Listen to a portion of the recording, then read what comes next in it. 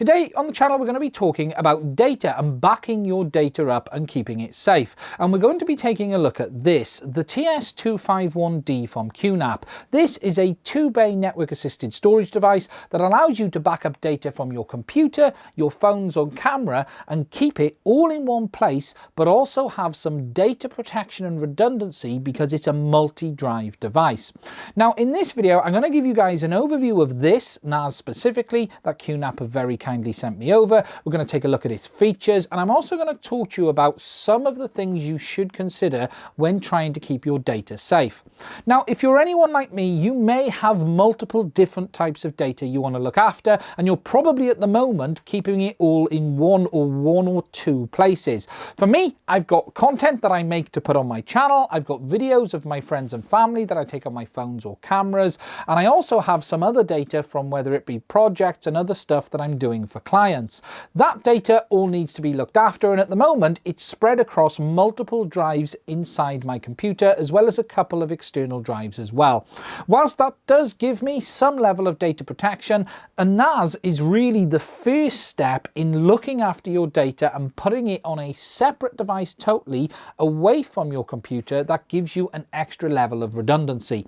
Not only does it keep it all in one place, it allows you to have a remote backup on your network that you don't have to worry that if something happened to your main PC, you've still got that data all protected here.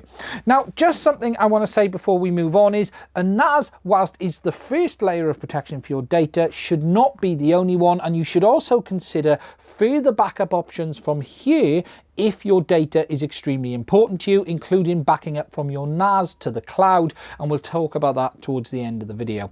Now, the first thing we're going to do is take a closer look at this NAS that QNAP have very kindly sent me over to take a look at. We'll take a look at its features, then we'll have a quick look at setting it up and some of the things that it can do, and we'll talk about some of the reasons you should consider getting a NAS along the way as well. The TS-251D from QNAP is the ideal NAS for small office and home applications. Whether you're looking to back up your data or set up a media server, this NAS has most of the features you'll be looking for. This model features a 2 GHz Intel Celeron J4005 dual core, which is capable of boosting up to 2.9 GHz. It has 4 GB of DDR4 RAM, which is upgradable to 8 GB maximum. This being a 2-bay NAS, it supports RAID 0, 1 as well as JBOD. At the top, you'll find the power button, of which below you'll find the indication LEDs giving you the status and information about the NAS. At the bottom, you will find a USB 3 port as well as a one-touch backup button that allows you to quickly back up data from smartphones as well as other devices. Moving around to the back, here you will find the majority of the connectivity. Taking a closer look at this, you will find a 1 gigabit Ethernet port as well as 3 USB 2 ports. There is an additional USB 3 port as well as a HDMI output for connecting to TVs or displays to allow you to use this unit as a media server as well as a storage device.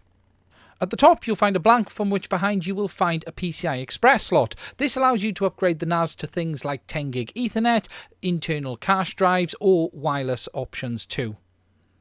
Finally, then at the bottom, you have the DC input for the external power supply, as well as a Kensington lock on the back to be able to secure the NAS down. Today, we're going to be setting this NAS up with two 4TB Seagate ironwolf drives. Now, these are the specific NAS models, and you should make sure that you are buying proper NAS drives when you are setting it up to give you the best possible performance. Now, to set this up, you simply remove the carrier, remove the two plastic clips off each side, and place your drive into the carrier. Then, place the clips back in, and this will hold the drive secure in the carrier itself. It is recommended that you also secure the drives into the carrier with 2 additional screws into the bottom, just to make sure that it can't fall out should you need to carry it around. Once done, you simply slot the carrier back into the drive and do the same for the second one. Slot it back in, push the front plate across, and then lock it in place. Next, we simply need to power it up and follow the instructions that are shown on the side of the NAS. There is a QR code as well as a code and a website link that allows you to actually set the NAS up. What you do is go to the website, install the code, click enter, and follow the on-screen instructions. The first thing you will need to do is register an account with QNAP as well as name your NAS, and then set up the network configuration as you actually configure the NAS ready to be used. Once you've done the username and password and network configuration, it will then actually do the base setup for the NAS for you, allow you to choose the share options, and then once that is done, it will apply the settings to the NAS and you will most likely be prompted to update the firmware. Once that is done, you then have the process of actually configuring the NAS ready to go. Now, the first thing you will need to do is partition your drives and set up the actual pools of the drives, i.e. set up how you want them to be configured. So for me, I want these configured as RAID 1, so they are mirroring. So we're going to set up one large pool that actually has both of the drives together. Now, this means I'm only going to see about 3.6 or 3.7 terabytes because we're not getting the benefit of both drives together, but we'll set it to RAID 1, and that way all of my data is mirrored across both devices. And once it's done that, you're then able to set up the shares that you need, i.e. the folders and everything that you want to be able to get access to the drive itself. Throughout this process, you may find that you need to reboot the NAS once or twice, and whilst the process is fairly simple to do, it is handy if you've had experience on this before. It would be nice if there was a quite quick one-touch option to set the NAS up, but the overall configuration isn't particularly difficult. You just need to step through it once at a time, do the pools, the files, and then step through all of the options to make sure that you've got the configuration set up as you want it. So the NAS is all configured and it's set up in RAID 1. Now, if you don't know what RAID is a configuration of how the data is split across your drives. On a normal drive, your data is simply stored on it. In RAID 1, the data is mirrored across the number of drives that are in the device. Because this is a dual device NAS, it means the data is replicated across both drives. The benefit to that is that it gives me data redundancy. If one of the hard drives in this NAS was to fail, all my data is still stored safely on the other drive. Now, the downside to this though is that you are losing 50% of your storage. For me, I have put into this two 4 terabyte drives, which equates to about 3.6 terabytes each after formatting, and I've got a total storage space of 3.6 terabytes. If I wanted to, I could actually pool those two drives together to give me about 7 terabytes of space. However, I would not then have the redundancy of the data being backed up across both drives. So what you have to decide for yourself is if you want the NAS to be a backup safety solution where it's mirroring the data across the drives, or you want the NAS to be a very large data pool that doesn't back up internally and actually just be a central place for your data. Now, for me, I could actually do it both ways because my data is kept on my PC here and it is then backed up to the NAS itself. I prefer to have it in RAID 1, which means not only have I got the data there, it is then mirrored across both of the drives internal to the NAS, and the NAS will actually be stored in a separate part of the building away from the computer, so if there was an issue in this room, it isn't something that would affect this device as well. And because it is on the network, it can be anywhere as long as it is physically on your network. Now, for me, I'm actually using a backup software called Corbin Backup to back up the data from the PC to the NAS, but QNAP have various pieces of software themselves. They have their hybrid backup data, which allows the NAS to be backed up to the cloud, and we'll talk about that a bit more in a minute, but they also have their QSync software that allows you to actually have a folder on your PC, and anything you put in that folder is automatically transferred to the NAS. You don't need to do anything else, and it handles all of that for you. And QNAP have a whole host of softwares for both the PC as well as your phone that will basically handle all the data synchronization for you. So once it's set up, you can simply set and forget and allow it to do all of your data backups without you having to worry about it. There is also some multimedia software as well that allows you to view the data that you've got on your NAS too, and we'll take a look at these all in a minute.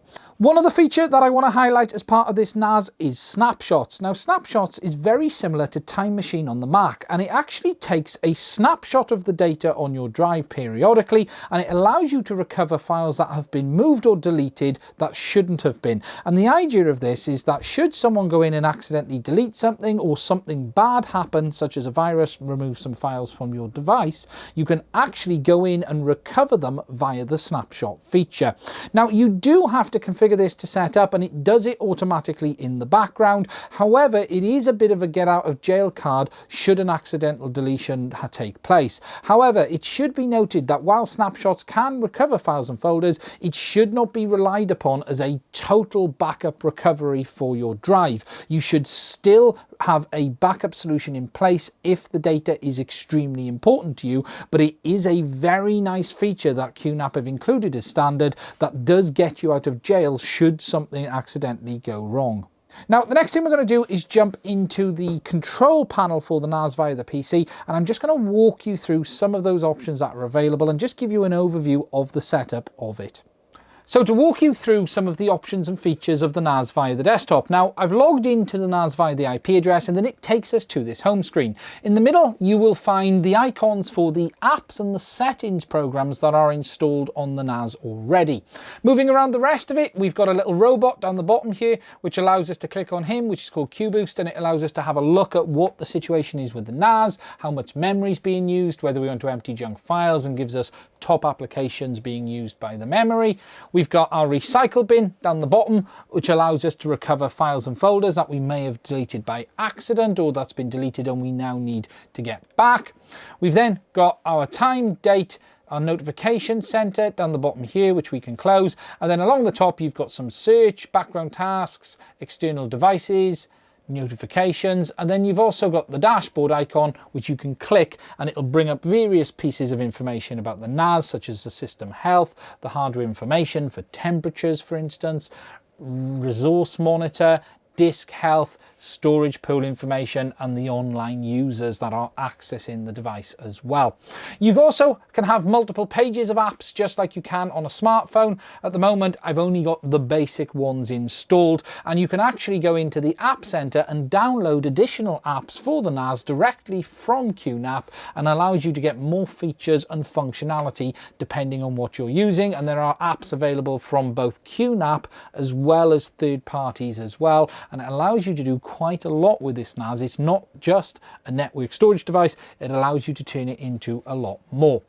Now, just jumping through some of the important apps here. First of all, we've got the control panel. Now, this is where you've got access to all of the main settings for the NAS itself. So our power settings, storage and snapshots, security, and it is a one-stop place to get all of the settings you need, including your users. So for instance, if we go into the user settings, it shows who we've got set up to be able to access the NAS. We've got user groups, so we can set groups of people, whether administrators or everyone. You've got things like your network and virtual switch, which allows us to do our network settings for the NAS. So as you can see, no, we don't want that. You can see that it's showing that our adapter is connected on the IP address 192.168.150, and we're on 1 gigabit, and that's the internal LAN. So you've got a whole host of options that are available from the main settings, and it allows you to do pretty much all of the control for the NAS itself. Next, moving over to the file station, and here is where you configure and set up all the files and folders that are shared on your NAS, as well as get access to things like your snapshot recovery of files that shouldn't have been deleted, as well as just anything file related on the NAS itself. So you can see for me, we've got our family backup folder, we've got all our folders down the side, so we've got a web folder, a public, a homes, a home, and family backup. Now, when you first set the NAS up, some of these folders will be set up automatically for you. For instance, web, public, and home. I've added some additional folders to this for my own personal use, and this is where you would do that. So for instance, I can go up to here, go under file, and I can create a shared folder if I wanted to. So if I wanted to create a new folder on the NAS, I would do it there and set all of the permissions for that as well. Moving across to snapshots and storage, this is the overall storage configuration for the NAS from your drives down to your storage pools. So your storage pool is the combination of what configuration you've set your drives to within the NAS. So for instance, I've got mine set up as RAID 1. So whilst there are two 4 terabyte drives, we're only going to get about 3.6 terabyte storage total mirrored across the two. And for instance, you can see that we've got our disk options. So we can click on disk 1 and disk 2, and it will give us the status of them, give us the temperature and all of the other information. Then below that, we've got our storage pool information, which gives us the info on what I've actually configured those two drives to do. So you can see that they're actually configured at the moment in a storage pool which gives us a total capacity of about 3.4 terabytes, and I've got a little bit of capacity reserved for snapshots and various other uses like that, and you can see that it's a total of 93. Snapshots is that feature that I mentioned earlier, which allows us to recover files and folders on the NAS should they accidentally be deleted. Now the snapshots window is where we do all of the configuration for that. And as you can see, we've got an allocated space on the drive of 96%, which is our pool size, and then we've got a pool guaranteed snapshot space of about 1.35%. It's not enough to recover the whole drive, but it will allow me to recover certain files and folders. And if we wanted more info on that, we would simply click on it and it will give us all of the info for that snapshot down here. We then can go into storage and look at more detailed information, including information on the disks. So you can see we can click on each individual disk and it will give us more information on that. Storage and snapshots again takes us back into that situation and shows how many snapshots. We've got cached, as well as our external storage options available too.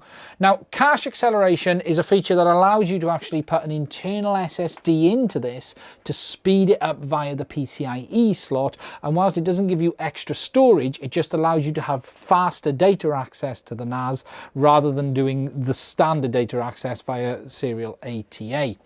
Moving then down, we've got the snapshot options, and then we've got our SCSI options that are really fiber, nothing I'm going to be talking too much about in this one, as well as our hybrid mount options down the bottom as well. And again, this stuff is for more advanced users, but most normal users won't be actually entering any of this.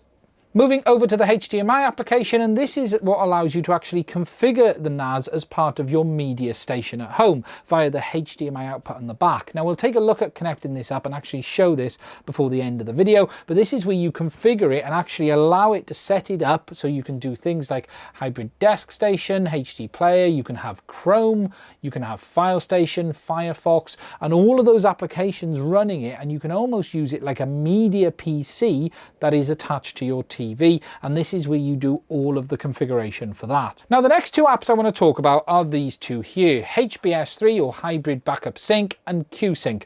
Now QSync is an app that allows you to synchronize folders on your device with your NAS. So rather than actually manually transferring the data over, you can actually put a folder on your computer that anything you put in that folder will automatically be transferred to the NAS and backed up for you. Now QSync is a really nice application. You will install it on your phone, because you can do it on your smartphone as well, or your PC. You will set up some shared folders, and anything that's in those folders will be automatically dragged over to your NAS, and it just takes away all of the pain of setting up backup software and simply does it all for you. It is a free program and it is included with the NAS as standard, and it is probably the simplest way of getting your data transferred over to the NAS without too much hassle. The second piece of software I want to talk about is HBS3 or Hybrid Backup Sync 3. Now this is a backup solution that allows you to back up your NAS itself to the cloud. Now if you remember earlier, I mentioned a NAS is a great first step backup solution. However, you should still have off-site backups in place to make sure your data is still safe should the worst case scenario happen, such as a fire or a complete failure of drives in the device. And whilst that is extremely unlikely, it is something that you should plan for should you need to make sure that your data is kept absolutely safe. Now HBS3 is a piece of software that configures that and backs it up to the cloud for you, and it allows you to actually configure it to back up to various cloud providers, including OneDrive from Microsoft, Google Drive, and it allows you to actually back your data up to them. Now you will need to have a storage account in place with them and be paying your storage fees, and it is worth remembering that this is doing it over the internet, so any configuration you set this to do is going to use quite a lot of data, transferring all of your data up there. So if you have got terabytes of data, that is worth taking into account. However, it is a very important piece of software, this, and it is worth making sure that you do have a backup solution in place should you want to make sure that your data on your NAS is completely protected. Okay, one last thing I just want to show you guys is the media element of this NAS. So as I said, it's got a HDMI output, and you can use this to either display the main console on the NAS to allow you to actually control it, or you can have it display the media server like I've got here. Now you can plug a normal keyboard and mouse into the USB ports on the back of the NAS, and this will allow you to control it. So when you've got it set up in the media server, this is the kind of display that you will see. You'll see it's already got apps installed such as Chrome, Clementine, Facebook, Firefox, we've got Skype, Spotify, and other apps like that. And you can use it just like a normal media PC. You've also got some dedicated apps from QNAP that allow you to access some of the data. So you can go into File Station HD, which allows you to see your files directly stored on your NAS, just like you could from the main window. And this allows you to do some management of your files, or simply just have a look and see what you've got on there and be able to view that. Now to do this, you would simply double click the app, it'll open up, and then you will log into your NAS like you normally would, and this will then give you the ability to view the files that you've got stored. Now the nice thing about this is that you can remotely manage your NAS this way. So as you see, it's come in and it's showing us all the folders. So for instance, I've got mine. I can go on Family Backup, go into D, and it will allow me to see all of the files that I've stored on the NAS directly. If we wanted to take a look at some media, I've also got the Photo Station HD app as well, which allows us to view photos that you've shared on the NAS too. Now, one nice feature about this is that it doesn't automatically show all of the photos or videos that is stored on the NAS. Via the configuration, you can actually tell it what files and folders you want it to be able to see. So don't worry, it's not going to automatically show everything. You can set specific folders with images or video that you want the media station to see. Again, we simply need to tell it to log in, and once it's logged in, it'll start to show us the files that I've allowed it to share. And as you'll see in a moment, it is a number of files from my drone that has just been shared on the folder, and you can see that it's populating, and we're able to view these on the display, whatever we've got it connected to. And again, you would just use this just like any other normal piece of software. Just double click the image, and it will bring it up full screen. And that is a basic overview of the media aspect. And it's a nice feature that allows you to actually use the NAS remotely connected to a TV, but also back all your data up to it, but actually be able to manage it via that device as well, or use it as a full media station. Okay, so to give you my thoughts on the TS-251D from QNAP. Now, just to be clear, they have sent this over to me to have a look at. However, that has not influenced my opinion. I will always try to give you my open and honest thoughts whenever I am taking a look at a product. Now, overall, I have to say this model has pretty much everything I would need from a small home office NAS. It has all of the hardware capabilities I would expect to find. So it has that Intel dual-core 2 GHz processor, which can boost up to 2.9. It has 4 gig of RAM, which is upgradable to up to 8 gig, and it also has that 1 gigabit Ethernet on board as well. Also, you've got multiple USB ports, including USB 3, and it is future-proofing you with the fact you do have that PCI Express port, which allows you to either put in a 10 gigabit Ethernet card if you want some more speed, or you can upgrade it to a wireless adapter, or even put in a cache drive to improve data transfer speeds. Now, overall, the software on this, the QNAP QTS, has been vastly improved over the last few years, and it has an absolute ton of capabilities. And another nice feature about this NAS is that you do have that HDMI output that does allow you to use it as a media server as well if you did want to connect it to a TV. QNAP have also done a massive amount of work over the last few years improving their apps, and you've now got their QNAP apps that allow you to synchronize devices, including your PC through QSync or your mobile phone. So for instance, I've got the QNAP apps installed on here, and it is automatically backing up my photos from my camera roll onto my NAS. And that means I don't need to do things like pay the extra storage fees with Apple. I can actually store all my data locally on my own device and manage it myself. Now, whilst there is a lot to like, there are one or two little niggles that I do have with it. One of them is just the setup process, really. Whilst it is okay, there is a lot of improvements I think still could be made. For me, someone who is fairly technical, it wasn't too difficult. However, even I at times had to go and have a look at the manual and just understand what a couple of the options meant. It would be great if they had almost like a one-touch setup button that basically configured the NAS into RAID 1 and allowed you to basically plug it on your network and go and not have to worry about all of the little configuration options. However, it wasn't too difficult once you work your way through it. It does take just a little bit of time.